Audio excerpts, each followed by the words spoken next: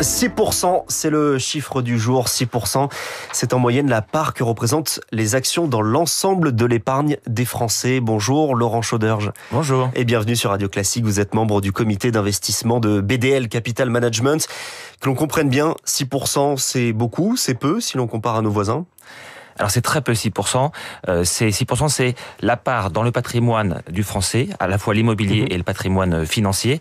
Et pour vous donner une idée, les Américains ont 5 fois plus d'actions que les Français. C'est-à-dire que vous prenez l'Américain moyen, il a 30% d'actions dans son patrimoine. D'où vient cette appétence pour les actions aux États-Unis alors ? Alors ça vient, je pense, des 200 dernières années. Dès le début, les premières entreprises américaines ont créé leur société avec des fonds de pension pour préparer les retraites à long terme de leurs employés.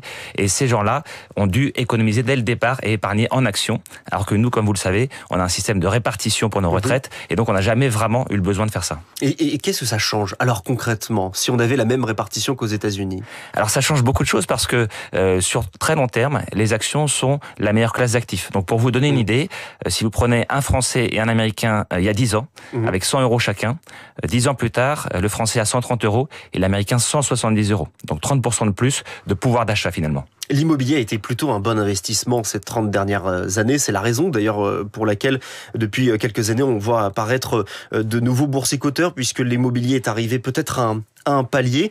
Est-ce que c'est une question de période ? Un moment on est sur l'immobilier, demain on sera sur les actions et peut-être sur autre chose plus tard.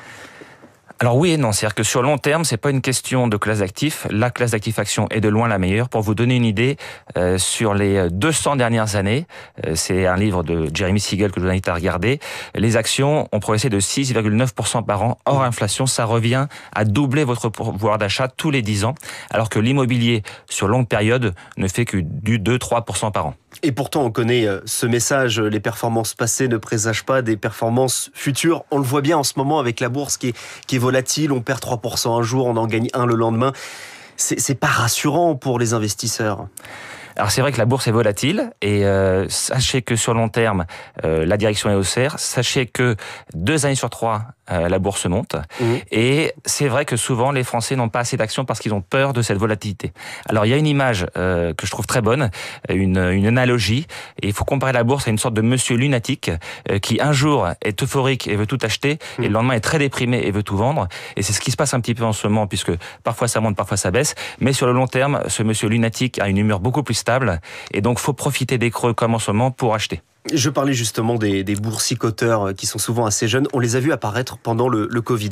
Mais il y a un constat, c'est que la société vieillit et les anciennes générations préfèrent posséder leur maison pour leurs vieux jours. Ça veut dire qu'il y a peu de gens qui, à l'avenir, vont se diriger vers la bourse, selon vous ? Non, je pense pas. Alors, quand vous regardez les nouvelles générations, la proportion de nouvelles générations qui a des actions en portefeuille, qui a déjà essayé les actions, augmente par rapport à la proportion historique. On apprend dans une étude de l'ADAN qui promeut les actifs numériques qu'un tiers des Français est intéressé par les crypto-monnaies, même si 5,5 millions en possèdent déjà en France. Pourquoi il y a une fascination pour les crypto-monnaies dont on parle énormément et beaucoup moins pour les actions des entreprises ? Alors je pense qu'il y a une fascination pour l'argent facile et rapide et le Bitcoin s'apparente à ça. Le Bitcoin pour nous est un actif avant tout spéculatif parce qu'il n'est pas productif, c'est-à-dire qu'il ne produit rien. Alors que si vous avez une action, elle produit un dividende chaque année dont vous pouvez disposer. Derrière ce dont on parle, ce qui se joue, c'est aussi le financement des entreprises. C'est une richesse en moins. Est-ce qu'on peut estimer financièrement la perte qu'il y a eu pour les entreprises en termes de financement ? Vous voulez dire qu'il n'y ait pas assez de financement, le fait qu'on ne dépense pas, ou du moins on achète moins d'actions en France qu'à l'étranger. Ce qu'on peut estimer au niveau européen, c'est que vous avez peut-être en tête le plan Draghi qui a été sorti en fin d'année dernière, qui estime les besoins européens à quasiment 8 000 milliards sur les 10 prochaines années. Quand vous faites en sorte que la proportion d'actions de l'européen et donc du français soit la même que l'américain, vous n'auriez plus de problème de financement et vous financeriez 100% du plan Draghi. Et d'ailleurs, quand on parle des autres pays européens, est-ce qu'ils ont une culture qui est plus proche des États-Unis que de la nôtre ?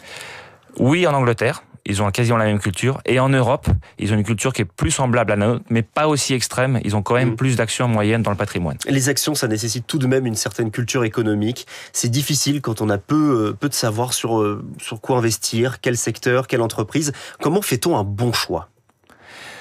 Un bon choix d'action, c'est deux choses. C'est qu'est-ce qu'une bonne entreprise et quel prix vous payez pour cette entreprise. Donc, qu'est-ce qu'une bonne entreprise? C'est une entreprise qui est capable de générer un flux de trésorerie récurrent et d'avoir des perspectives de croissance. Et la deuxième équation, c'est de ne pas payer trop cher pour cette entreprise pour éviter les bulles spéculatives.